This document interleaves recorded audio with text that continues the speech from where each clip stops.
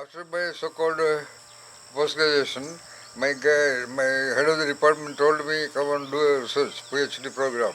And he suggested the topic. The topic was personality factors of creative underachievers in secondary schools. It was suggested to me. Normally, a PhD student has to identify his or her own topic, of course, with some occasional support of the guide. In my case, the guide suggested the topic. Dr. E. A. George, head of the Department of Psychology, Karyavatam University campus, had his training in doctoral work under one of the greatest psychologists called Eysenck in University of Oxford. So from that time onwards, I was doing research only, not theoretical research. I got so stuck. I got so inspired to continue my journey to understand the nature of creativity, much beyond the thesis. So it was in 1974, till maybe around 1998. I was directly involved in my creativity research. I did another doctoral work under Dr. Pradeep Khandwala of Indian Institute of Management, Ahmedabad. That is also connected with the creativity. Pradeep Khandwala himself is one of the pioneers in creativity research in India. He designed the mental block questionnaire, the questionnaire to identify the creative potential of the human being. I was so fascinated by that questionnaire. I went on administering that questionnaire to more than 15 to 20,000 people. So that was my life. All these cards which you see, and there is another 2,500 cards. Then there are umpteen number of notebooks. Then there are thousands of files in my computer. They are all connected to one way or the other with the so-called creativity. I discovered the difference between creativity, originality, discovery, invention, innovation, modification. And I published some 9 books, world-class books based on my own research. When I say this, why it happened? I went on doing the doing.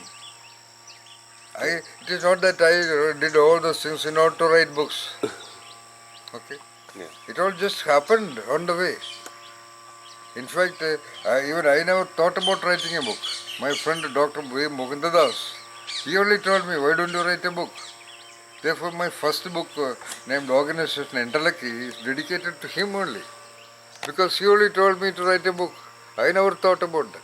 Why I say this is, you should go on in a journey, a dedicated, committed, fully involved journey into the topic, into the field which you are interested in into which you happen to find yourself in. Okay? Okay. Like a samurai, like Bruce Lee. These are the examples I have. So work like that. Work that. At no point of time you should have the idea. You should not be corrupted by the desire to become famous and well known and do something so that you get public recognition and acceptance. That is the greatest block. That is the greatest mental block to creativity. Of course, Pradeep Khandwala talks about 7 mental blocks. I have identified 2 mental blocks, but much more serious mental blocks is the desire, hidden desire, even unconscious desire to be well known and accepted by the society. That is the greatest block. Great majority of people do not become wonderful just because the parents continuously insist the child to become acceptable to other people around, to be a so-called follower of the social paradigms and campaigns. But they become one of the pegs in the social engine. Whereas every creative human being, I have analyzed the biography of some 80 plus people, every one of them lived or travelled his or her own path. Okay, great majority of them are men only. His or her own path, without which how can somebody create something? So follow your inspiration. Even if you are trained by your parents to be obsessed about public recognition and acceptance, get rid of that. There is that what you call so-called Gita words come to me. Karmanne vadhikarasti ma phaleshu kadachana. Just do your karma. Ma phaleshu, just don't think about what will happen. One day I will be on the stage, one day I will be very well known, one day I will be this, that, etc. and do not be much influenced by the so-called well-known other people. Okay? So when you are first time in the cricket field, do not get obsessed about Sachin Tendulkar or Kapil Dev or Dhoni. As soon as you touch the guitar, do not get obsessed about Carlos Santana or anybody like that. Yeah. So that becomes an unconscious. The mind is, I use the word Mindberg instead of mind. I am the one who created the concept Mindberg. Because 75% plus of the mind is in the so-called non-conscious realms. So whatever is there is actually controlling the subconscious, and whatever is in the subconscious is creating the consciousness. So nevertheless, most of the time you are directed or guided by the contents in the non-conscious only. So sit in meditation. Every creative work involves so-called meditation only. That is called meditation.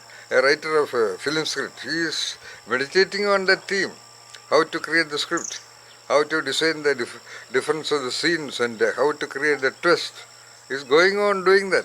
Or a poet, or a painter, or a creator of music, or creator of dance, or a film director. He is going on, he is living, he is eating, he is sleeping on that theme. So do that. What are you doing otherwise? This is what I want to tell to some lucky people. That only will give meaning to your life. Ultimately, okay, one has to become creative, not necessarily to do some wonders in the field of performance. The ultimate form of creativity is in discovering one's own true self. It is not an idea of an Indian thinker. It is what great psychologists Abraham Maslow and Sidney J. Pons and people like that they think. They have found out. Because the ultimate of creativity is not in arts or science or technologies, but it is in creating that fully functioning human being. Rather, the ultimate discovery is in discovering Satori, that operating principle within the most wonderful being on planet Earth. So, in order to become enlightened, in order to achieve a glance of Satori, you need the power of whatever you call creativity. And there is no specific power called creativity. Rather, that meditation, that inspiration, that incubation, then illumination will happen. Okay, prepare yourself.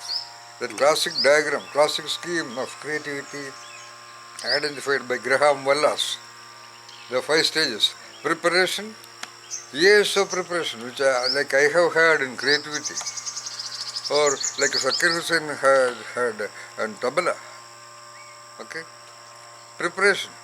Then after some time you will automatically, along with that, you will have incubation.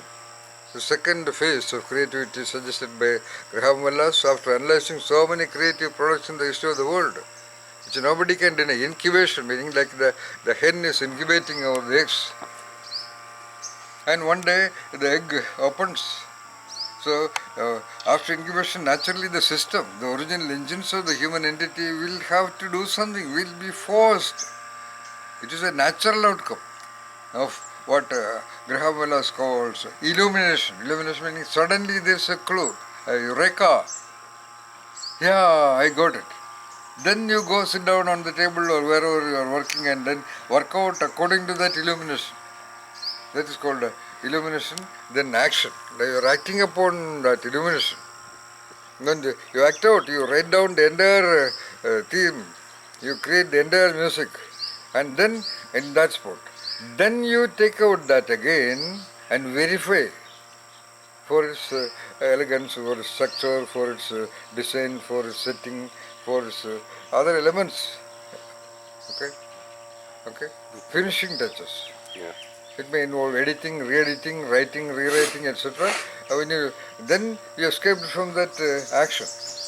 Now you are verifying whether it is worthy of being presented to the public. At that time, your own inner mind will tell you, come on, now show it to somebody in the world. At that time, you will look at the finishing structure or the building of your work and then do some touch work, some finishing touch here and there, some editing work, some correction, some recorrection, and then the final product is ready. So that much of thing you have to do. So that is the work with enlightenment or Satori also. Go on preparing, read all kinds of relevant literature on spirituality or whatever philosophies. Okay. Then incubate on reading between the lines what it is talking about. Aham Brahmasmi or I am Atma Brahma or wonderful Zen ideologies. Then incubate on that. People say meditate. Nobody knows what is meditation. Incubation is much more clear. Incubate or reflect upon what you have understood. Go on reflecting upon what is this, what is this, what is this. And at one point of time you will have illumination. Then you become that. Then you will live that. Then your being become illuminated. Okay? Then you will know. Then you will know. You will not need anybody's certification in case of Satori. In case of painting, you may want to show it to the people and you may feel good when somebody says it is a wonderful painting. Or when you create a music, people may say, oh, it is good. They all enjoy it. But in case of discovering the music of that original instrument and original engine of the human entity, that is you, you will not need the certification from anybody because you become complete. Completeness, Purnat Purnam Udachyate, you become Purnam. You become one with the forces of the world. Then that is much, much, much greater than all the things that you see around and you know around in the planet Earth. Then you don't need anybody's certification. Okay? That is the greatest of discovery. Yeah. That's the greatest of originality. So, if nothing is there, you work on identifying, discovering that operating principle within you. That is the ultimate. Okay, you get a Nobel Prize. So what? Albert Einstein lived and finally ended up as a mentally disturbed person. Okay, the greatest genius of what you call Nikola Tesla.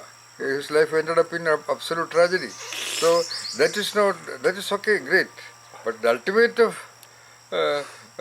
creation is discovery, and that discovery is about who is that sitting there doing all this.